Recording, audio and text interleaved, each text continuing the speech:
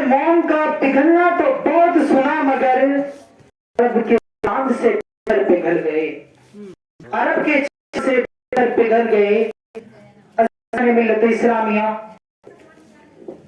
آج یہ محفل سرکار غوث اعظم کے نام کی محفل سجائی گئی ہے، اور میری یا آپ کی، ہم کسی کی بھی کوئی حیثیت نہیں ہے کہ اس محفل کا ذکر کر سکیں، اس کی محفل سجا سکیں۔ وہ محبوب جب تک خود نہیں چاہتا تو تب تک کوئی بھی کچھ نہیں کر سکتا، کیونکہ خود سرکار غوث اعظم ارشاد فرماتے ہیں کہ جب تک میں نہیں چاہتا کسی کی زبان پر میرا نام بھی نہیں آ سکتا۔ تو جس محبوب کا نام جب تک وہ نہیں چاہے ہماری زبان پر نہیں آ سکتا، تو پھر ہماری کیا اہمیت، کیا حیثیت ہے کہ ہم اس محبوب کی محفل کو سجا سکتے ہیں جبکہ اس کا کرم نہ۔ اور عزیز ملت اسلامی، اس محبوب کا نگاہیں، اس محبوب کا کرم ہوتا ہے، اور محبوب اپنی محفل کسی سے سجاتا ہے، اللہ کی عزت کی قسم کھا کر کے مبین رضا ممبر رسول سے یہ اعلان کرتا ہے کہ وہ بندہ دنیا میں بھی کامیاب ہوتا ہے اور آخرت میں بھی کامیاب ہو جاتا ہے۔ اور غوث کس غوث کی بات کر رہے ہیں ہم؟ ہاؤ پیارے سنو تو صحیح، آج جس محبوب کی محفل سجا کے ہم بیٹھے ہیں، آج جس محبوب کا ذکر و اذکار ہم کرنے کے یہاں پر جلوہ گر ہوئے ہیں، اللہ کی عزت کی قسم وہ محبوب غوث اعظم جس کا تذکرہ صرف انسان ہی نہیں کرتے بلکہ اللہ کی عزت کی قسم عرش معلیٰ پر اس محبوب کا ذکر خود فرشتے بھی کیا کرتے ہیں۔ محبوب کی شان کیا ہے؟ کیا سمجھ رہے ہیں آپ لوگ؟ اس محبوب کی شان کے بارے میں کبھی سوچا؟ اللہ اکبر، وہ غوث اعظم آج ہم مقدر والے ہیں، آج ہمارا نصیب بہت بلندیوں کی چوٹی پر پہنچا ہوا ہے۔ کیوں؟ کیونکہ ہم محبوب غوث اعظم کی محفل سجا کر کے بیٹھے ہیں، اس محبوب کا اذکار کرنے کے لیے بیٹھے ہیں۔ اللہ اکبر، ہم تو پھر بھی غوث کے ہیں۔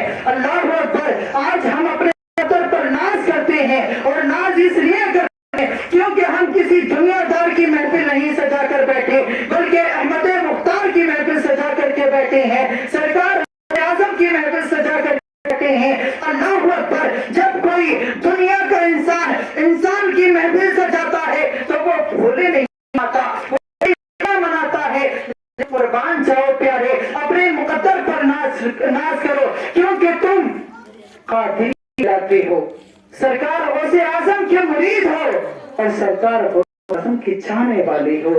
اللہ پر جس محبوب کے چاہنے والے ہو تم تو پھر ہو۔ آپ کی نظر رکھتا ہوں، اس کی بات آپ کے سامنے کر رہا ہوں۔ دو دوست ہوا کرتے تھے۔ کون؟ دو دوست، ایک مسلم میں ایک غیر مسلم میں۔ ہوتا ہے نا، اکثر ہوتا ہے۔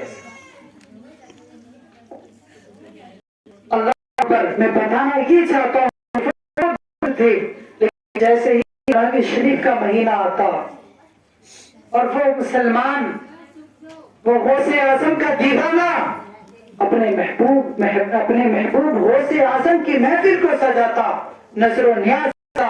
اللہ وہ غیر مسلم اپنے اس دوست سے پوچھتا ہے، اے دوست یہ تو تو محبوب کی محفل کو سجاتا ہے، تو غوث کی محفل کو سجاتا ہے، اس کے بدلے میں تجھے کیا ملتا ہے؟ اس کے بدلے میں تجھے کون سا انعام و اکرام ملا کرتا ہے؟ اللہ اکبر، وہ مسلم اپنے دوست غیر مسلم سے کہتا ہے، دوست تو نہیں جانتا میں جس کی محفل سجاتا ہوں اس کی شان کیا ہے، میں جس کی محفل کو آباد کرتا ہوں تو نہیں جانتا رب نے اسے کون سا مقام دیا ہے، تو نہیں جانتا اس کی محفل سجانے کے فائدے کیا ہیں۔ اللہ اکبر، اس نے اپنے اس غیر مسلم دوست کو اپنے محبوب غوث اعظم کی محفل سجانے کے اور نظر و نیاز کرنے کے فائدے بتائے۔ اللہ اکبر، اس غیر مسلم کے دل میں سرکار غوث اعظم کی محبت بنا لیتی ہے، سرکار غوث اعظم کا دیوانہ وہ غیر مسلم بھی بن جاتا ہے۔ اللہ اکبر، جیسے ہی 11ویں شریف کا مہینہ آتا ہے اور وہ مسلم اور وہ غوث اعظم کا دیوانہ جب اپنے محبوب کی محفل کو سجاتا، نظر و نیاز کرتا، اللہ اکبر، یہ غیر مسلم بھی اسی طریقے سے سرکار غوث اعظم کی محفل سجاتا ہے، سرکار غوث اعظم کا جشن عزیزان ملت اسلامی ساری زندگی اسی طرح سے گزار دی ہے جیسے یہ 11ویں شریف کا مہینہ آتا محبوب کی محفل کو سجاتا، لیکن جب آخری وقت آیا، بات سمجھ میں آ رہی ہے نا؟ جب اس غیر مسلم کا آخری وقت آیا، آخری لمحات آئے، جب نزا کا وقت قریب ہوا تو بستر علالت پر پہنچا، طبیعت خراب اس قدر ہوئی کہ کھاٹ سے نہیں اٹھا۔ عزیزان ملت اسلامیہ لوگ اس کی عیادت کے لیے آ رہے ہیں، جا رہے ہیں، رشتہ دار آ رہے ہیں، پڑوسی آ رہے ہیں، سب لوگ اس سے ملنے کے لیے، اس کی خیر خبر لینے کے لیے وہاں پر پہنچتے ہیں۔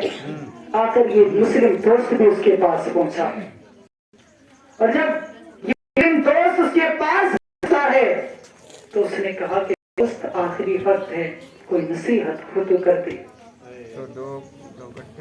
آخری وقت ہے، ساری زندگی دوستی میں گزاری ہے، میں چاہتا ہوں کہ مرنے کے بعد مجھے جہنم میں نہ چلنا پڑے، میں بچنا چاہتا ہوں، کوئی راستہ ہو تو مجھے بچا دے۔ عزیزان ملت اسلامیہ غور کرنا جملوں پر، دل کی پر نوٹ کر لینا جملوں کو۔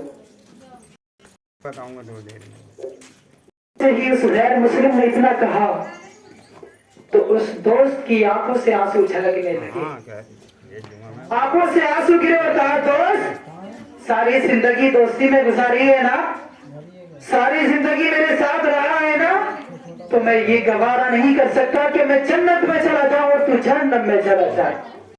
چل ایک کام کر، تو میرے محبوب نبی کا کلمہ پڑھ لے، تو اس نبی کا کلمہ پڑھ اور تیری جنت کی ضمانت میں دیتا ہوں۔